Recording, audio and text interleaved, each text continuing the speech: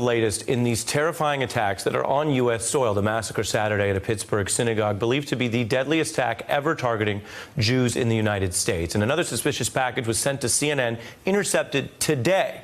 This is similar to those 14 others found last week. And today, we want to give you the latest on the authorities and what they're doing. The suspects in these cases were in court today, the system grinding on. Pittsburgh shooter Robert Bowers in a wheelchair. He was wounded in that firefight with police. The prosecutor says he will be held accountable for this shooting that left 11 people dead. He is detained in jail without bond. We will have the opportunity to present evidence demonstrating that Robert Bowers murdered 11 people who were exercising their religious beliefs, and that he shot or injured 6 others, including 4 of whom were police officers responding to the shooting. That is on one track from the horrific events over the weekend. On the other, what you remember from last week in Miami, the suspect in those mail bombings faced a preliminary court hearing. FBI officials saying they're notifying anyone who is the subject of, quote, research by this bomb suspect, Cesar Sayoc, because there could be more devices that haven't been found yet that are moving through the mail. He may have researched over 100 people. Now, those incidents come days after a gunman killed 2 people at a grocery store in Kentucky. This is a separate shooting being investigated as another potential hate crime. Police say before the shooting, the gunman basically tried to go into a predominantly black church. We received a tip that the suspect was seen outside of a local church where he appeared to, on video, have been attempting to gain access into the church. It appears to only be approximately 10 or 15 minutes prior to when the shooting incident occurred at the Kroger store. If you haven't heard yet much about that double homicide, it's only because it wasn't even more deadly. This is part of just what's going on across the country. The White House saying Donald Trump will go to Pittsburgh tomorrow. A group of progressive Jewish leaders there says he's not welcome until he fully denounces white nationalism. Now, the only people responsible in a legal and ethical sense for these attacks that we know about are the people who commit them. And the president this time has tried to denounce them even more forcefully than in some past situations. That was clear in what he said over the weekend about the synagogue. But unfortunately, the story does not end there. And while Donald Trump may have spoken in ways that people found more acceptable this weekend in the short term, we are again seeing a pattern where there is no larger change in how he leads the country for the long-term basis. So judge for yourself. We'll just report out what's happening right now. Here is how Donald Trump sounded. This was hours after that suspect was arrested.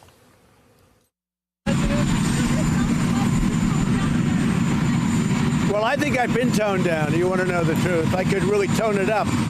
Tone it up. Donald Trump then went on to go ahead and attack people and organizations who we all know now were targeted by this apprehended bomber. This morning, he was back at it, declaring the free press in the United States the, quote, enemy of the people, violent rhetoric. He also said Democratic donor Tom Steyer was a crazed and stumbling lunatic. He's one of the mail bombing targets. He also name-checked Maxine Waters on Saturday. Of course, this is after the week where we learned she was a target, saying she has a job-killing agenda. The White House today also said, though, in their view, it's outrageous to blame the president for any of the attacks, and they said he won't let up on his own tactics.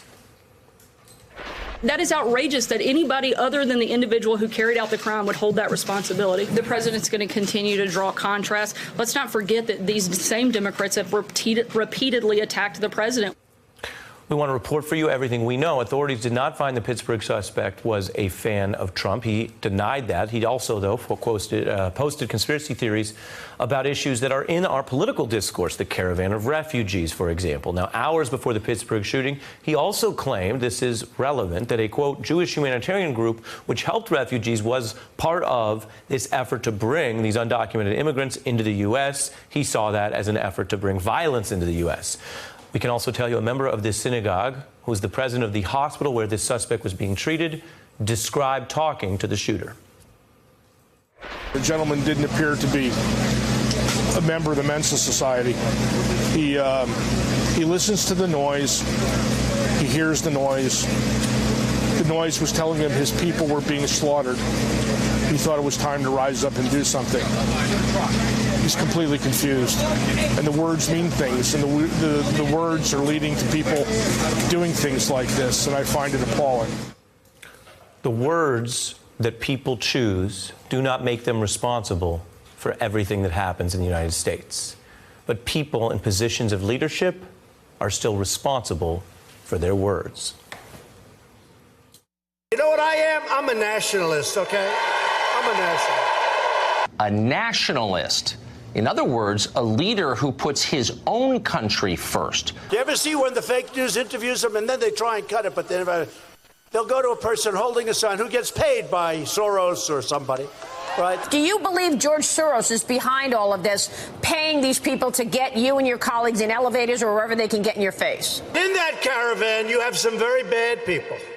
You have some very bad people. A very serious, very dangerous situation is about to boil over at our southern border. I'm joined tonight by Maya Wiley, a former counsel to the mayor of New York City and former chair of the New York City Civilian Complaint Review Board, which oversees the conduct of the NYPD, as well as Rick Stengel, a former undersecretary of state, a diplomat for President Obama, as well as managing editor of Time magazine. And we'll be joined by Michael Eric Dyson in a moment. It's a difficult conversation to have, and it's not one that anyone, I think, responsible wants to push past what we know and what is basically causal. And yet, Maya, you and I have talked about this before at this table and elsewhere. It is possible to note the obvious reality that the president is not the direct cause of these things, and I'm not reporting that he is, and yet there is a violent rhetoric and a climate of hate that is a big problem, not only in our politics, which is narrow, but in our society tonight.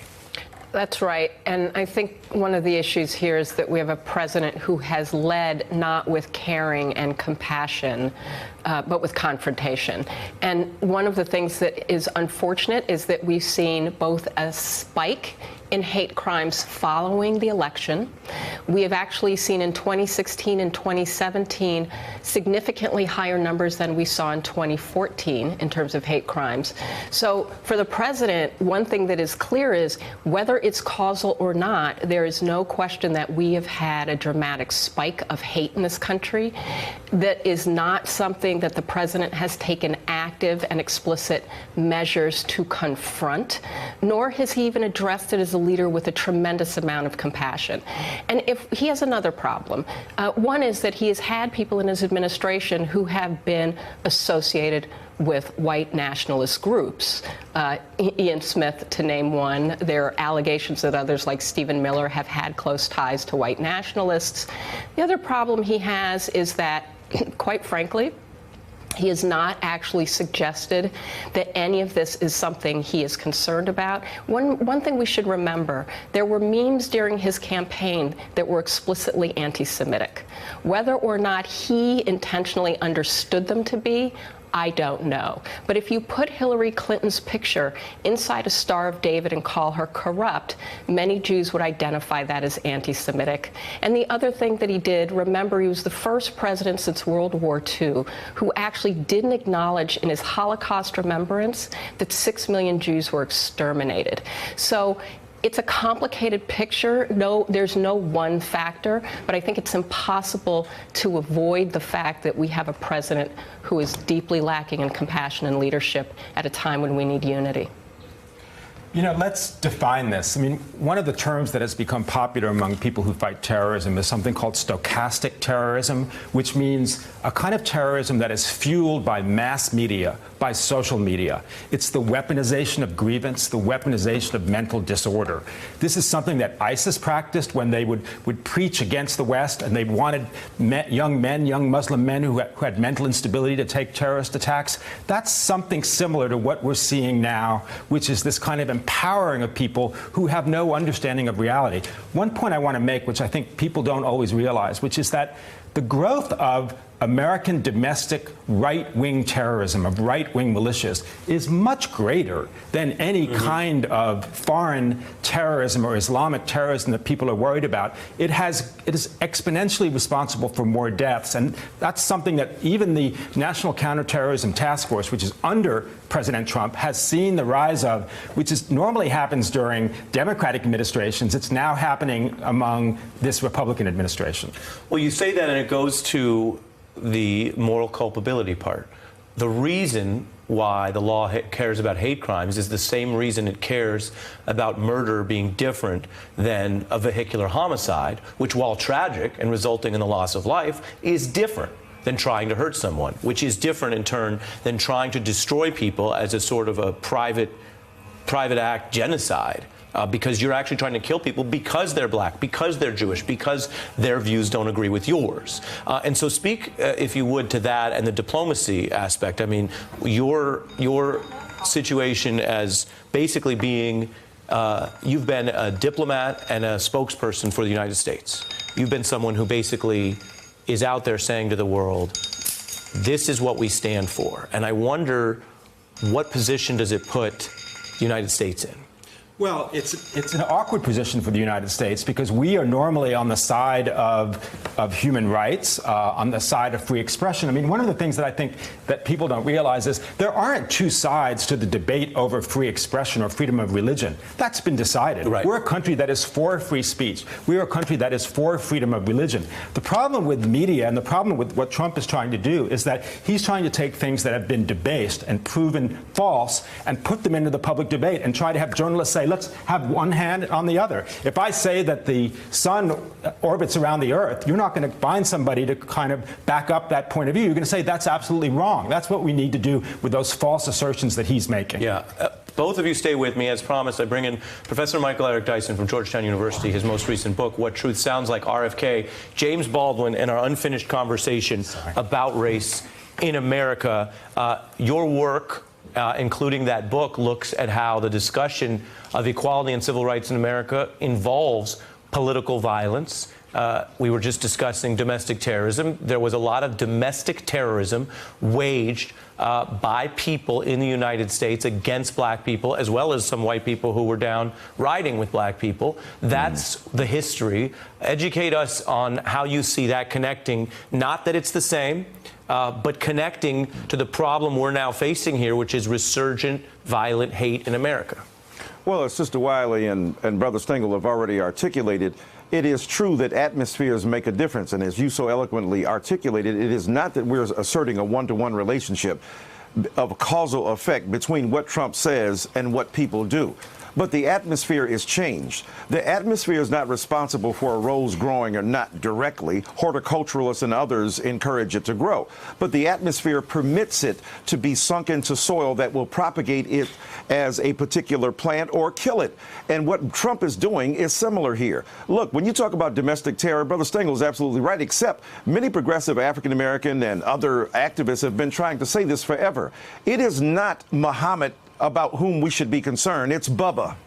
And in the context of American society, there is fast and slow terror. Fast terror, bombs dropping, vicious acts being executed, war being committed against vulnerable populations. Slow terror is the everyday form of genocide and assault upon people's sensibilities. And here we see a convergence of acts and eruptions of fast terror, the assault upon these vulnerable souls at worship in a synagogue, the very sanctuary against the criminality that was leveraged against them, and then the slower terror of a president using his bully pulpit to bully people, not to encourage them, not to console them, not to offer words of consolation in the midst of grief, but to re-inflame and reignite the heinous passions that claim people. And as the Dr. Cohen said, this guy's not a member of Mensa Society. Yeah, it's the fact that he gets radicalized. We talk about the radicalization of our citizens. He was radicalized by listening to people on the internet, folk who spew half-truths, and let's be honest, whether it's Sarah Huckabee or Donald Trump, the half-truthing of our analysis here leads to people getting radicalized like this man. Let me take that to Maya Wiley, because as attorneys, we can understand that most speech is not banned for good reason. But debates about who should run the government aren't just about whether you are allowed to say something or go to jail, which is what other countries do, but also whether you should say something. And so as we look at a president who, in this hyper-violent climate that we are now in, and if anyone didn't know we were in it, everyone knows it now, uses words today like enemy to describe other people that are in the, whatever you want to call it, arena of civic life, at what point does everyone else have to stand up and say, he might mean it with a wink if you want to be charitable, but it's not good enough at this moment to use that kind of language with a wink when people are misinterpreting at best and murdering? Look, let's back up. Donald Trump had incited violence during the campaign. In fact, he was sued for inciting violence during the campaign, and a judge actually let that suit go forward, saying there was sufficient evidence that, in fact, it was not protected First Amendment speech, but in fact may have been inciting violence because he literally invited people in his crowd to take care of and get people out of the rally. Remember, this is also the president who said to police officers, oh yeah, when you're putting them in the police car, go ahead, don't be gentle, go ahead and knock their... No, we're talking about people who are being arrested, not actually convicted of any crime, not to mention that even if you are convicted of a crime, it is against our laws to then physically abuse people. And you mentioned that the acting DEA spoke out against that from within the government, saying to his officers, that's not what we do. That's exactly right. So we actually have a president who has, both as a candidate and as a president, ignored our own laws. Right. He's actually ignored our own laws. So once you get to your question, Ari, he has demonstrated not only will he be divisive, whether it's intentional or not, right, by othering, by saying it's actually nationalism, and the language of nationalism is typically about white people have been harmed in this country. And by the way, way too many white people are suffering without jobs, without access to higher education, struggling for housing. But to blame it, blame it on people who are different, to blame it on immigrants, to blame it on black people, that's actually the implicit message of Donald Trump, which has only supported white nationalism. Before we go, Michael Eric Dyson, you've spoken from many churches and many houses of worship. Next up, we're going to hear from Jonathan Greenblatt, who runs the Anti-Defamation League. I wonder what you think about the religious component of this as we come out of a weekend where I know at a lot of synagogues and a lot of churches and a lot of mosques this weekend, a lot of people were thinking about what is safe for prayer in America. Well, that's absolutely right. Let me very quickly say, though, nationalism is different from patriotism. Patriotism is the critical celebration of one's country in light of its best virtues and values. Nationalism is the uncritical celebration of the country regardless of its moral trajectory or arc, and that's what we must reject. When we think about religion, think about the great Rabbi Abraham Yahshua Heschel, who said, not all are guilty, but all are responsible. And this is what we feel as religious members, co-congregants, if you will, in the sanctuary of American democracy. Those poor souls who lay prostrate there as a result of the invidious assault upon them. We don't feel safe in our houses of worship. We don't feel safe anywhere. And so religion must rise up. Instead of sanctifying and legitimating the evangelicals on the fringe, what Donald Trump does, let's call this nation to conscience, to prophetic witness for the values of true democracy and love and celebration of our difference, not the besmirchment of people, not the othering of people, as Ms. Wiley said, Attorney Wiley said, and not the demonization of people because they are different from us. Religion brings us together. Yes, this is where e pluribus unum meets the fact that we are a beloved community, regardless of our religious orientation. We worship God, and those who are religious look to a higher power. We have to become vehicles of that higher power. And a Jewish rabbi also said that the voices of the victims are the voice of God. That's what we must hear here today. Wow. Hey, I'm Ari Melber from MSNBC. You can see more of our videos right here, or better yet, subscribe to our YouTube channel below. You could have been anywhere in the world, but you're here with us, and we appreciate that.